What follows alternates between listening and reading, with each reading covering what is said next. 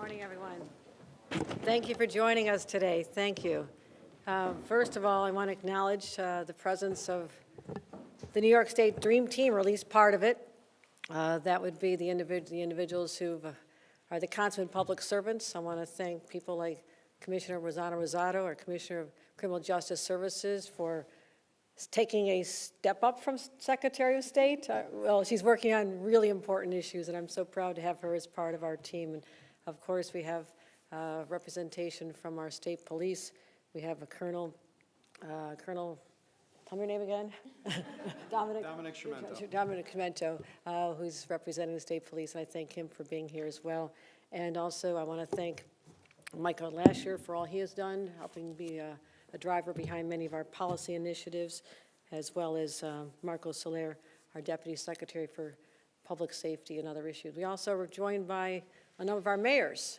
We see our mayors often, and I think that's important. I come out of local government, and I have such an appreciation for what you do. Your jobs are tough.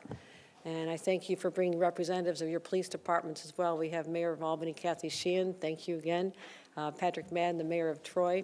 Gary McCarthy, the Mayor of Schenectady. And Bill Keeler, the Mayor of the City of Cohoes, who we just did a nice announcement with a couple weeks ago, did we not? All right, don't spend it all in one place.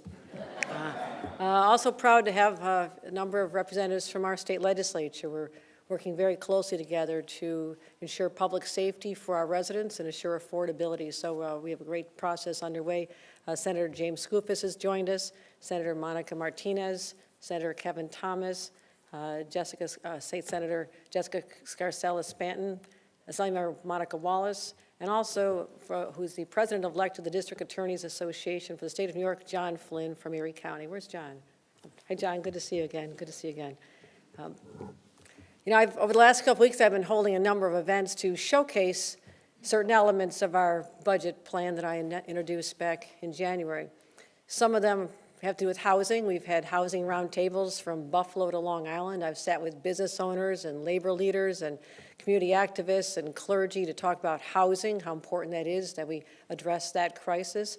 We also have dealt with mental health. I've done a number of roundtables and speaking to professionals, but particularly last week we had a really profound event sitting with a number of teenagers who talked to us about the mental health challenges that they and their fellow students are going through. So it's important for me to get out there and hear directly from people, as well as focusing on what we're going to talk about here today, which is public safety.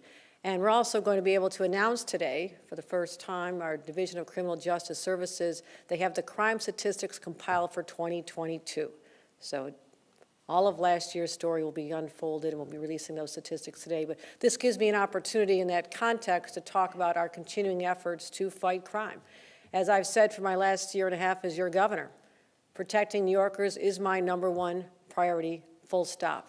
And that's why we've made a steadfast commitment to fighting crime all across our state, driving down gun violence and restoring public safety, also expediting our cases through the criminal justice system. When you think about it, the criminal justice system was literally shut down. It was paralyzed during the duration of the pandemic when there were literally no jury trials. The cases were backlogged, and it just brought the system to its knees. So we're working really hard to try and restore the criminal justice system and the court system to what it was supposed to be.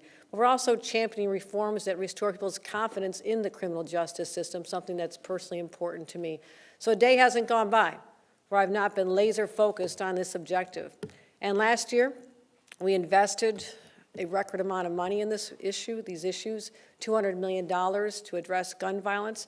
We banned ghost guns. We've seen great success with the enactment of those laws. Thank you to the legislature as well. We expanded eligibility for gun crimes, bail eligibility for those as well in our budget last year. We also strengthened the red flag laws.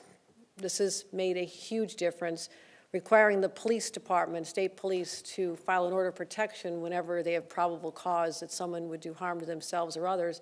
That has led to over 7,000 orders of protection thus far, a 400% increase from the previous year. So this is another area. We're using all the tools at our disposal to keep people safe. We also raised the age for the purchase of semi-automatic weapons to age 21 in the aftermath of the slaughter in the Tops grocery store in Buffalo, something that drove a lot of reforms. Again, the legislature came together with us to say no more We have to make some serious changes. And we also, last January, announced the first in the nation 9-state and still expanding task force. So we're talking about guns coming from out of state. They're not made here in the state of New York. They're made out of state. The illegal pipeline is something that we've been laser focused on, not just here in New York, but with our partners in other states as well. And that has been recognized nationally as a model for what should be happening elsewhere. We also tripled our investment in gun violence disruption programs. These work. I have seen these since my time working in local office in Western New York. You know, we've been out in the streets, you talk to these individuals, a number of them have been involved with the justice system themselves. They are the ones that people trust. They are the ones who are the trusted individuals who can go to a community, tell what it's like, and how young people in particular are vulnerable to a certain path, and this is the way they can talk to someone who's been through the experience who can help lead them in a different direction. So we're focusing on that as well. But let's talk about, that was last year, we're really excited about what we're proposing this year, but let's talk about some of the statistics that are being unfolded, revealed here today for the first time. Statewide, shootings went down from 2021 to 2022 by 16%. You can see the chart that starts in 2017. Down 17% in New York City, 15% in the rest of the upstate cities. We've identified 20 cities. These are called give jurisdictions. These are the ones where there are gun-involved violence disruption programs, so we're going to focus on them as well. And let's start. We even have a number for what we're doing thus far in 2023. Thank God the trend is not even just continuing, it's actually improving. Thus far, shootings are down 21% in New York City and 34% outside of New York City for this year alone. So these are very, very positive developments. And we're seeing a positive reduction back to close to where we were before the pandemic, which is what we're striving for. Outside New York City, shootings have returned to pre-pandemic levels. You can see where we were in 2019 and where we are now in 2023. So again, that's outside of New York City. Very good trend that we're heading on right now. And I know Mayor Adams and I are working, and he's working around the clock to focus on crime. And the shootings in New York City, again, are trending in the right direction, actually heading closer to where we were in 2019, the pre-pandemic levels. Statewide, murders are down 11% from 2021 to 2022. And again, the right direction, but we're not yet back to the historically low numbers that we achieved before the pandemic. In addition, we compare ourselves to other states on the homicides. New York State's homicide rate is almost 2 times lower than the national average. That is significant. You know, people talk about states that they're most safe in, they feel safe in, cities they feel safe in. The data reflects that we are absolutely in the top few states in terms of having a lower homicide rate.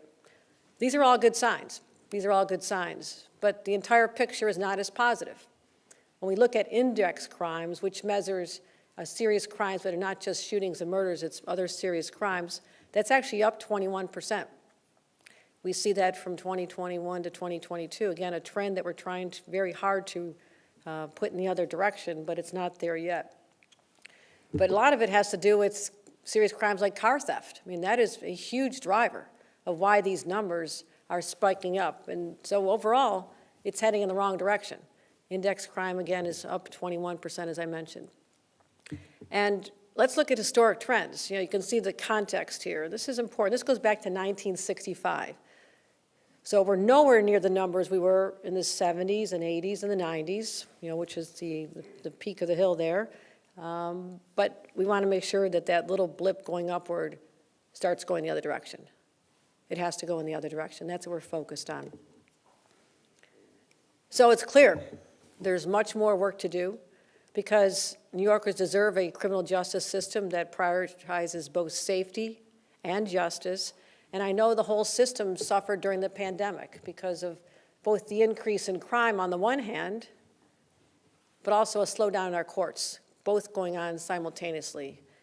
And that is what we're dealing with today. So dealing with the courts, again, we have to expedite the response, the full return to a robust criminal justice system to process people sooner. Those who need to be in court are in court. Those who don't need to be are dealt with the way they're supposed to be. But we cannot rest until every single New Yorker feels safe in their homes, in their streets, on the subways, their places of work. And we have to not stop until every single category of crime is down. That's why in my State of the State address, I put public safety front and center. We talked about historic investments, $337 million to reduce and prevent gun violence. We're focusing on youth employment programs. I've heard about this in every city I've gone to. We give these kids something else to do, not just the summer programs, but continue employment programs throughout the year for them, even if it's just a few hours a week. The time they spend with an adult can make a huge difference in whether or not they continue with their studies and get a job or whether or not they take the wrong path. So we're focused on taking care of our young people. Also, communities that have been under siege. We're putting $70 million for communities to respond in the aftermath of gun violence. I mean, we thought about this after what happened in Buffalo, the east side of Buffalo. This was a city that was traumatized, but you realize this happens not just in the aftermath of a mass shooting, but it's the day-to-day. Children afraid to go down the street to school, or parents afraid to let their kids out the door to go to the playground or go to their work. So this is the trauma that we're trying to address as well, recognizing it has a true effect on the psychology of a community, so we're focusing on that as well. We're also focusing on $31 million for crime reduction, youth justice, and gang prevention programs. Again, a holistic approach to how we can talk about and have real effect on driving down crime, as well as $25 million for the Snug Street Outreach Program, which, again, I've had a lot of experience with, and they're very, very successful. And because we've seen these working so successfully, we're proposing the largest investment ever in the state's gun-involved violence initiative, doubling it from $18 million, which was an increase from the previous year, up to $36 million for the next year's budget. Also going to bolster our state police operations. Increasing our community stabilization units also for local police, increasing that from 16 to 25. Also, we need more police officers overall. I've talked to so many mayors, and a long time ago, those academy classes were packed. Everybody wanted to join the academy and have that shot of possibly being hired to join local law enforcement or state law enforcement. That trend has changed dramatically. We have to change that whole circumstance, and part of it was increasing the number of academy classes. I was told we could only handle 2, and I said, I bet we can do 4. So we are going to be having 4 state academy classes, and help us get the word out about how people can serve their communities in one of the most impactful ways is protecting them after they put on a uniform. So we're also expanding our federal task forces and not stopping there. Our prosecutors need help as well. They've been underfunded for a long time, so we're proposing to help them play their role in the process by increasing funding from $12 million to $52 million, and increasing coordination among all law enforcement agencies and making sure they have the technology that's available but is expensive so they can fight crime. So we need to support our law enforcement so we can return to the levels that we had back before the pandemic. But one of the big issues I want to talk about as part of our budget negotiations is how we can further improve our bail laws. First, let me say this. I've said it before, said it all last year, I said it in my State of the State, I'll say it again. I've always supported the underlying premise behind bail reform, full stop, because I don't believe that someone's wealth should be the determining factor on whether or not they're incarcerated before they're convicted of a crime. When you're simply looking at whether or not someone accused of a low-level offense, they have money, parents post bail, they're back in class, they're back at school, their life has some disruption, but not the same as someone whose family does not have money or they don't have money, and they're sitting in Rikers or sitting behind bars because they can't post the bail. That was the injustice that was behind the whole effort to eliminate parts of the bail laws. Now, that was something I supported, that element of it, but since the bail laws were passed in 2019, there have been a number of revisions. That's not a sign of the original bill's failure. It's a sign of our collective commitment to get it right, And so what we're seeing is, despite violent felonies, gun possession offenses, and repeat offenses being bail eligible, sometimes judges are not setting bail in these cases, and they're remanding defendants into custody. Some judges are saying there's a disparity in the law. Now, they're right about this. If you look at the law in its face, Part of the consideration is what they call the least restrictive standard, which says you're supposed to simply look at and only look at whether or not someone is more likely to return to court for their next court appearance. So that's all their judge is supposed to look at in that one section. This contradicts a section of the same law which give judges factors to consider in determining whether or not an individual should be released or not. Do they violate an order of protection? Do they have past criminal conviction? Was there a history of gun use? So the judges, their confusion is absolutely is understandable.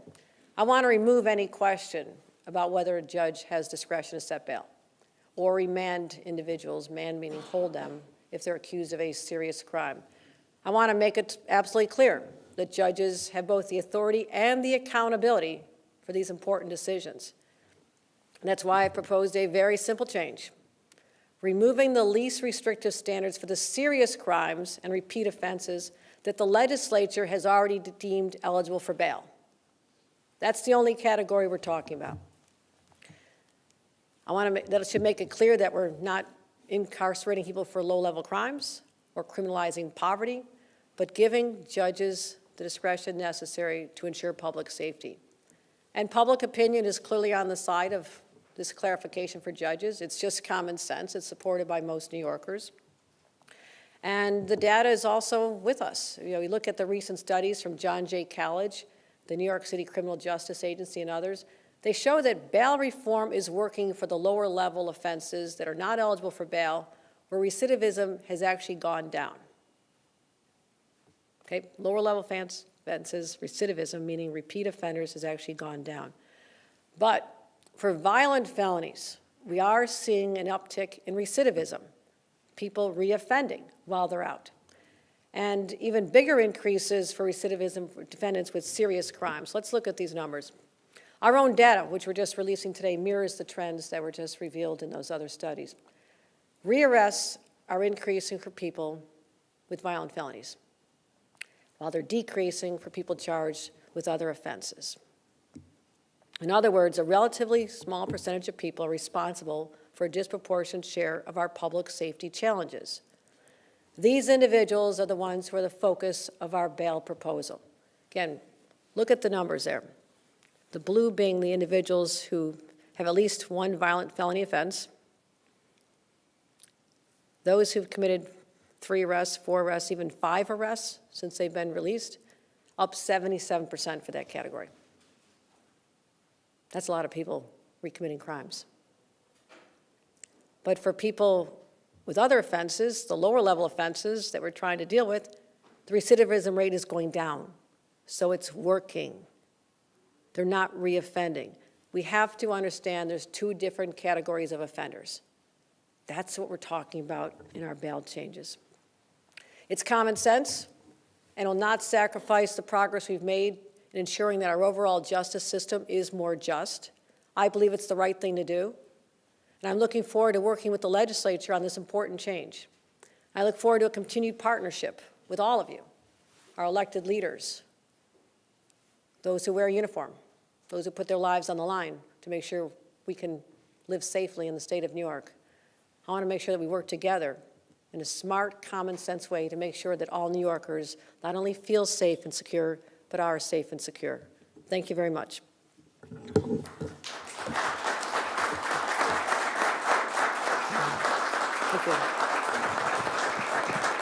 Thank you. Happy to take a few questions.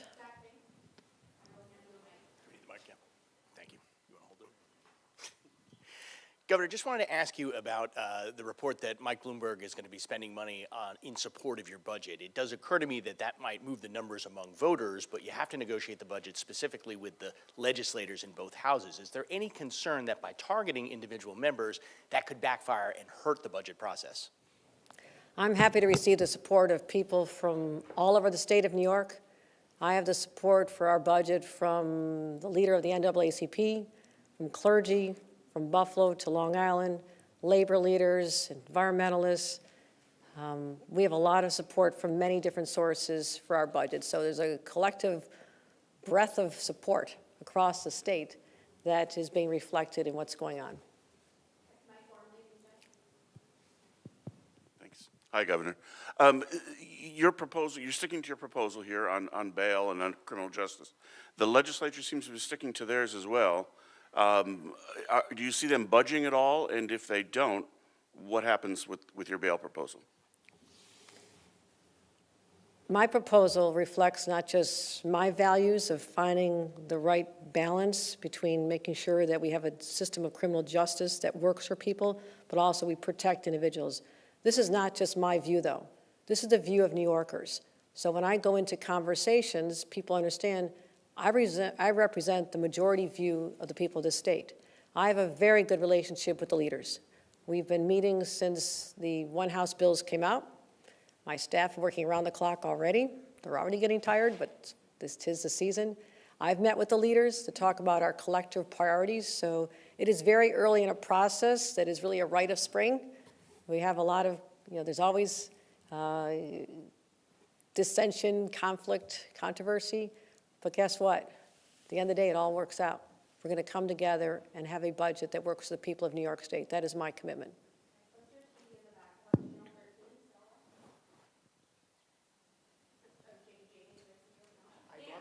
Sure, yes, please. Hey, Governor, how are you? Hey, Dan. So is it more important for you to have the budget be on time, or would you be willing to hold up the budget for this bail proposal or any of the public safety proposals? Well, it's my second budget. If history is an indicator, I think people know that I feel very strongly about certain issues, particularly protecting New Yorkers. That's what I'm supposed to do. And that's the only reason our budget was 9 days late last year. Because of the bail changes, we were able to work with the legislature to get in. Now, that being said, everybody would like an on-time budget. I laid out early in my State of the State my priorities. So there's no surprises, laying it all out there, letting people know what's really important to me, but it's important to me because it's important to New Yorkers. So I feel confident we'll be able to achieve an on-time budget, but if we don't, it'll be because there are continuing discussions about matters that I consider extremely important. I have one, thank you. Hi, thanks. Governor, on shoplifting, I spoke yesterday to the head of the Public Police Association, and he said that here in New York, shoplifting is now virtually legal because what is happening when these individuals go to court, or if they show up at court at all, they get released or they don't appear when they're supposed to, and then they get a quote, a reminder to come to court. If they don't come then, they get another reminder. If they don't come then, they get another reminder. So oftentimes they're repeatedly shoplifting. Is there anything that can be done about this? I know it's not the marquee thing that's going to get a tabloid headline, but it's a quality of life issue. I assure you we don't do what we do for those wonderful tabloid headlines. Get enough of those. I will tell you this. I understand how frustrating it is to have a small business that is being robbed day in and day out. This is, back when I was lieutenant governor, I remember walking the streets around Arthur Avenue in the Bronx, and a shop owner just was so frustrated that he says, I literally just keep the drawer open because the same person's going to come in day after day. That was part of, and I became governor a short time after. This was part of the thought process, is protecting those individuals. Now, our bail laws already empower judges to do the right thing. And this is why I'm putting the onus on judges. They can look at whether or not there's repeat offenders, whether or not there's harm on harm. There are ways to make crimes bail eligible. And this is something I want to make sure that judges understand. But another area I want to clean it up to make sure that there's no confusion in their minds. If someone is stealing over and over larger volumes of goods from a store and selling it online, that is a bail-eligible offense. Am I right about that, Micah? That's a bail-eligible offense already. So it's up to a judge to stop letting those people out, follow the law, and hold them. So that is part of the answer, to ask the judges to do their jobs, and certainly law enforcement bringing the cases. And there's certain frustration among law enforcement when they work a case and it's going to get thrown out. I understand that, but I want them to know we made significant changes last year. I'm planning on making changes this year, and their voices are not falling on deaf ears. We understand how hard it is for those businesses just to survive. And to have to deal with this is beyond unfair. Governor, would you, oh, thank you. Governor, would you support an increase in minimum wage before indexing it? I know both the one houses called for that. Well, I'm the one who put increase in the minimum wage on the table in the first place. That was part of my budget, to recognize that my priority is not just public safety, but affordability, how we can make New York State more affordable for people. And those at the lower end of the economic spectrum, those making minimum wage, they're hardest hit. So they think they have a livable salary, barely, or wages, and then inflation goes up 8–9%. It doesn't add up for them. So part of our initiative was to tie it to indexing for inflation for the first time ever. So again, these are all on the table. We're talking about minimum wage at the table and having a lot of good conversations about how we can increase affordability for New Yorkers. Thank you, Governor. In addition to former Mayor Bloomberg, there's the mailers going out with your name on it, American Opportunity, which is connected to the Democratic Governors Association. Had you reached out to the Democratic Governors Association for assistance with your budget? And do you support their support of you in this effort?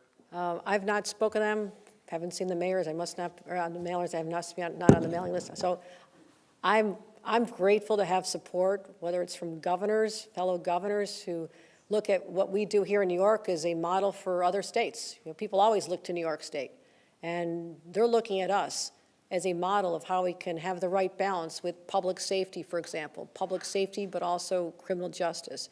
How we're investing records amount of money in education. Never before has any other state put this kind of money per capita in for education. What we're doing for mental health services. When I was meeting with the National Governors Association, we talked about New York State leaning hard into dealing with mental health and not ignoring it anymore. So there's countless areas where other governors are looking at what we're doing. They want to lift up what we're doing in New York State, make sure we're successful as a template for other Democratic governors.